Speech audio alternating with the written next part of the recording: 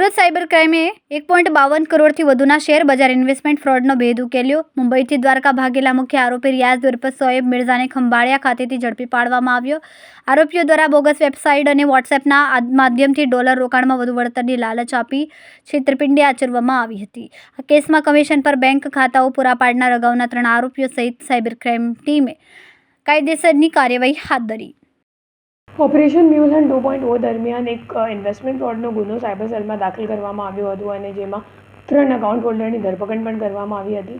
એ 3 જે account holders હતા એમની જ્યારે પૂછપરછ કરવામાં આવી તો એમને એમ કહેવામાં આવ્યું કે જે મીડિયેટર છે એ લોકો પોતાનું અકાઉન્ટ એમને આપવા માટે જયપુર ખાતે ગયા અને જયપુરથી પછી એમને સાકીનાકા મુંબઈ ખાતે લઈ જવામાં આવ્યું અને સાકીનાકામાં એક અપાર્ટમેન્ટમાં 4-5 દિવસ એ લોકોને રાખવામાં આવ્યું અને બારે એક વોચમેન ગોઠવવામાં પણ આવ્યું હતું અને આ 4-5 દિવસમાં જ આખું ટ્રાન્ઝેક્શન થઈ ગયું હતું એમના 3ના અકાઉન્ટમાં.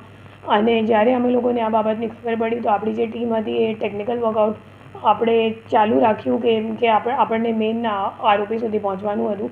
તો ત્યારે ખબર પડી કે જે મેઇન આરોપી છે એમનું નામ છે રિયાઝ મિર્ઝા અને રિયાઝ મિર્ઝા સાથે 2 અન્ય નાસ્તા ફરતા આરોપીઓ પણ છે અને એ લોકો 3 આખા ઇન્ડિયાથી એવી રીતે મ્યુલ અકાઉન્ટ્સ ઇન્વેસ્ટમેન્ટ ફ્રોડ માટે એ લોકો લે છે અને પછી લઈને એમાં ટ્રાન્ઝેક્શન કરાવે છે અને ટ્રાન્ઝેક્શન કરાવીને પછી ક્રિપ્ટો વોલેટમાં ટ્રાન્સફર કરીને જે કેમ્બોડિયાથી મુખ્ય રીતે આ ઇન્વેસ્ટમેન્ટ ફ્રોડ ઇન્ડિયામાં ચાલુ છે તો એ લોકો ક્રિપ્ટો USDTમાં પૈસો ઇન્ડિયાથી બહાર મોકલે છે. કેમેરામેન હર્ષદ પાટીલ સાથે સુનિલ પાટીલ, સમય મીડિયા ન્યૂઝ, સુરત.